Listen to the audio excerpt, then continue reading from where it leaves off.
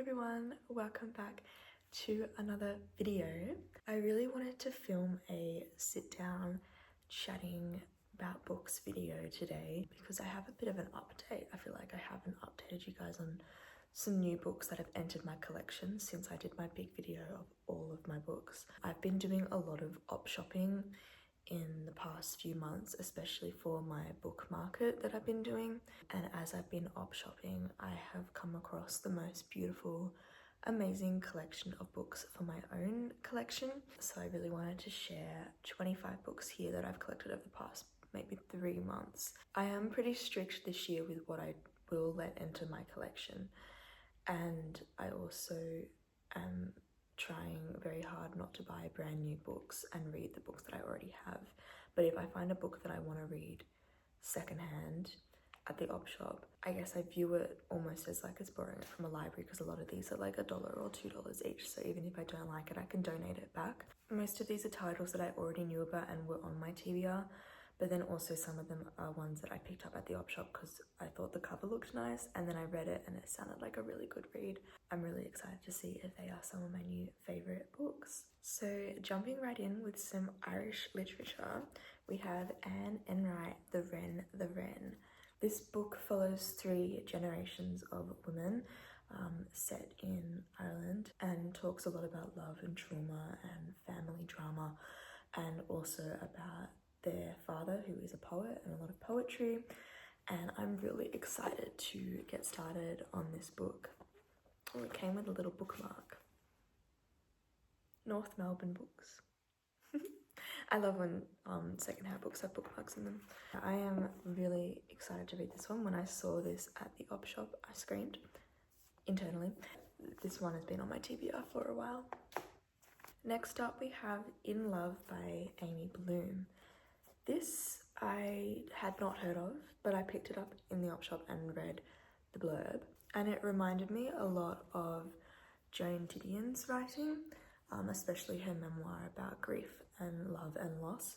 Her book, The Year of Magical Thinking, made me bawl my eyes out and touched me so deeply, and this seems like it has a similar vibe. I just wanted to read out the blurb to you guys.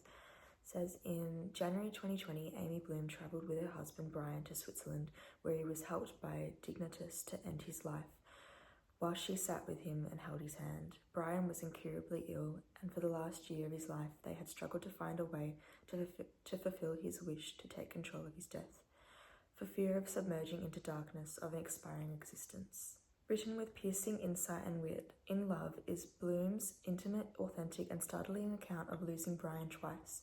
First slowly to the disease of Alzheimer's, and then when she becomes a widow. It charts the anxiety, pain, and dark humour of the process that led them to Dignitas, while grappling with the complex ethical problems that are raised by assisted death.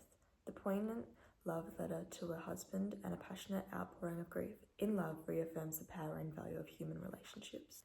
I think this is going to be a beautiful, touching, eye-opening memoir.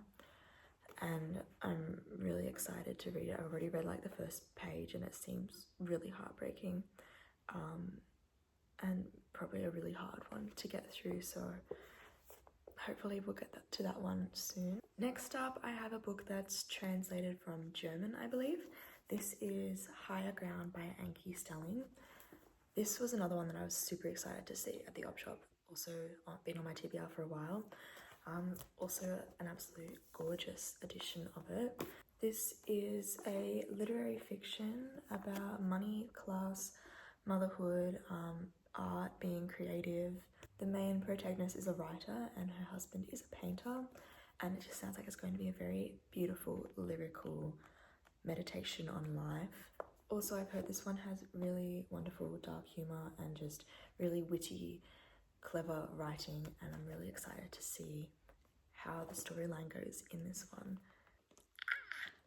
Hi! Hello! Do you want to cuddle? Do you want to cuddle? Hello!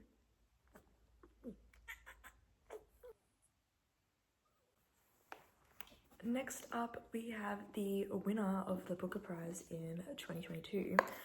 I have been wanting to read this one for a while. Also, look at that cover. This is The 7 Moons of Malye, Almeida, and it's set in 1990 in Colombo. I don't know a lot about this book, but sometimes I do really love to go into books just completely blind. I do know though that it is a historical fiction, also has lots of elements of magical realism, which I absolutely love. It's one of my favourite genres, and it also touches on lots of queer characters. And yeah, I'm just really excited to dive into this one without knowing a whole lot about the storyline. I have a feeling that there is some sort of death or like mystery in this, but yeah, that's all I know, and I'm really excited to read this one. It sounds like a wonderful read, and anyone who I've talked to that's read this one has absolutely loved it. We almost did this for book club a few months ago, so maybe it could be another book club pick eventually. Next up, we have another book that also has elements of magical realism. This is The Pisces by Melissa Broder. I was so excited to see this at the op shop, and it's in absolute beautiful condition.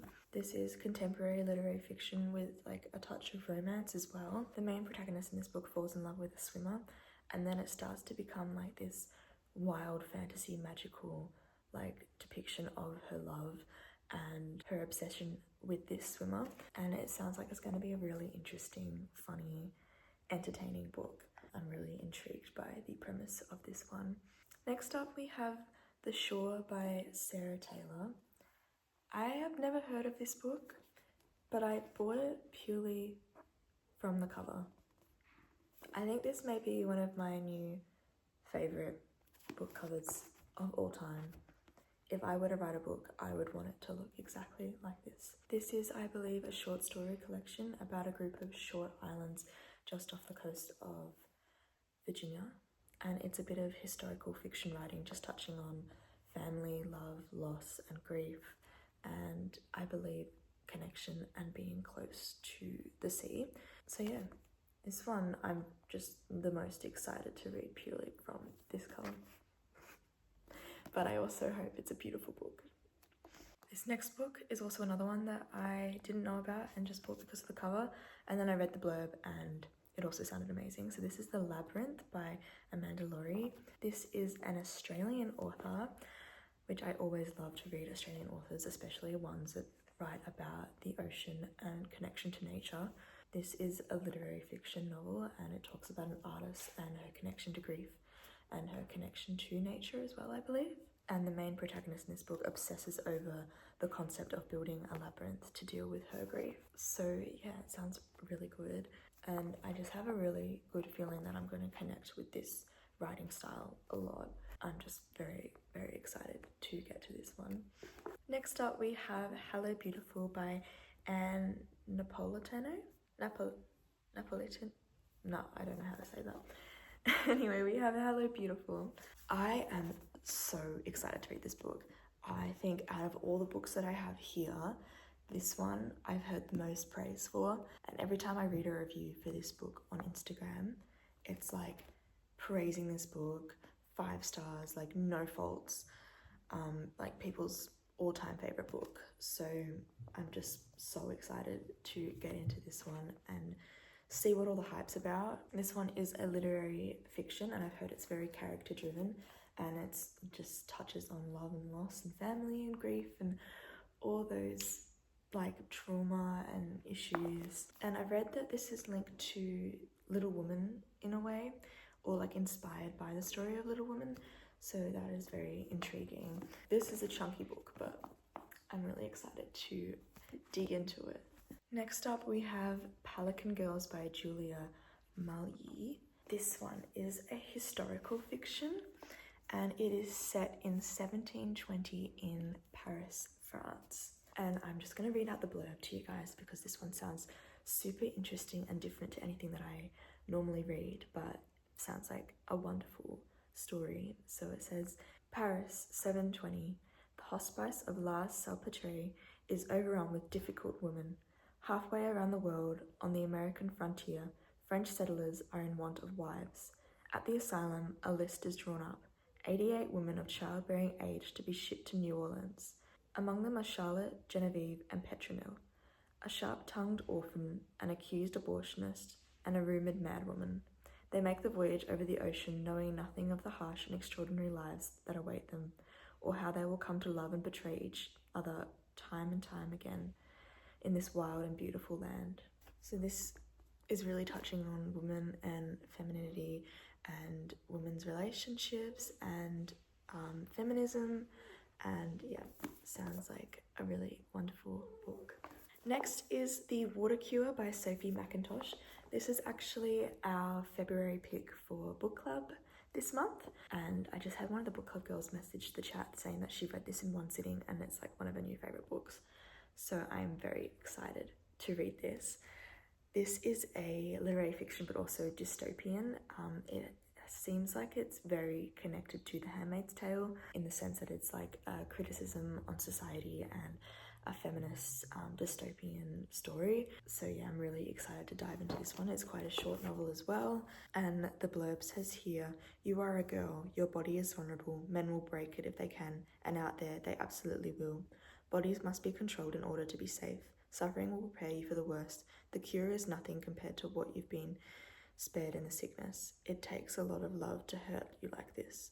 Now come outside, it's time to play the drowning game." So it's very brief and doesn't tell you a lot in the blurb, which I quite like, and I'm quite excited to go into this without much knowledge of the story. So yeah, this one I've heard amazing reviews about and I'm so excited.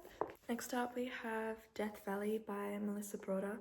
I just realised that this is the same author as the Pisces, and I bought a copy of this book because I actually read this book. I listened to an audiobook of this book a few months back. That makes me that much more excited to read the Pisces now because I absolutely loved this book and I'm really excited to have a copy of this in my hands now, and I absolutely love the cover of this one and the yellow and the pink, and it's so pretty. But yeah, this one was very quirky and very like a fantasy, like magical realism discussion of how the main character deals with her father's grief and his loss. This one's like set in a desert and she gets like lost and sucked into this cactus and she's talking to things and she's just dealing with her grief in a very crazy fantasy way. So I absolutely devoured her writing. I thought it was so encapsulating and wonderful. So I'm excited to read the Pisces now that I've put two and two together and realized that that's the same author. Yeah, this one was just wonderful and I highly recommend. Next I have Scrap by Calla Henkel. This one I know nothing about. I didn't even know about this book, that it was a book before I got it. I just saw it in the op shop and I love the cover. I thought it looked so cool, and from reading the blurb, seems like a very interesting, funny story. This lady loves scrapbooking like myself, and she becomes obsessed with the idea that either, I think it's her husband or someone's husband has killed someone, and she starts scrapbooking and moodboarding the like evidence because she's obsessed with true crime documentaries and podcasts. Yeah, this one sounds so funny. So it's like a funny, dark humor, mystery thriller, but also literary fiction. Next up is a new release, an Australian author as well, I believe. This is All the Beautiful Things You Love by Jonathon Seidler. This is a contemporary romance fiction, but it's also about heartbreak and divorce and breaking up and dealing with losing that person in your life and all the complications of moving out and selling your things. And sounds like it's going to be a very like light-hearted, fun way of looking at such a sad, devastating topic. It gives off the similar vibes to Happy Place by Emily Henry in the sense that it is about like a sad like topic about love and heartbreak, but done in a contemporary fun way. So yeah, I'm really excited to read this, and one of my favorite authors who wrote Everyone and Everything, Nadine Cohen, has written a little thing here on the front cover, so that's just another reason to read this book soon. Next up we have two books that are very out of my usual genre reading, but I've heard a lot about these on TikTok and people discussing these, and I thought it could be a fun read. If not, I can just donate it back or sell them or whatever. But this is Lyla Sage is done and dusted and swift and saddled. These are the best covers. I love them. These are cowboy romances and small town romances, and that's all I know about these. And I think it would just be fun to go into these blind and as a little like palette cleanser, reading a little bit of romance. I'm not a big romance girly, but I'm excited to see if I enjoy these. Every now and then I like to pick up another one and just try it out. So yeah, these were in pristine condition and yeah, seemed like a fun read. Next up we have Joan Didion's Miami. Must I say any more? This is Joan Didion, one of my favourite authors of all time. I absolutely love her writing. I think she's an absolute genius. Her writing is just so amazing and wonderful and beautiful and so smart and just so intelligent. This is a collection of non-fiction essays about politics and history, and yeah, I'm so excited to dig into this. And then we have Lonely Castle in the Mirror. This one is translated fiction and it is very magical realism, a sweet little fantasy story. I absolutely love translated Japanese literature, especially ones that are like very fantasy and magical and like twist the lines of like reality and fantasy. So this one has been on my TBR for a while and it's a young adult, I believe, but I'm really excited for a fun, light-hearted, sweet story. Next is Bad Art Mother by Edwina Preston. This is an Australian author, which I absolutely love, and she was nominated for the Stellar Prize in 2023, which is one of my favourite awards. Some of my favourite authors have been nominated for the Stellar Prize. This is a prize that is in Australia for up-and-coming women writers, and one of my absolute favourite books of all time, Body Friend by Catherine Brabham, was nominated for it last year. So yeah, this one sounds very interesting. This one is set in the inner Melbourne suburbs and follows artists, and it's just a very literary fiction, kind of very current story. And I'm really excited to see what this one's all about. I think it's going to be really quirky, interesting writing. And yeah. Next is Piglet, a novel by Lottie Hazell. I was so shocked to find this at the op shop.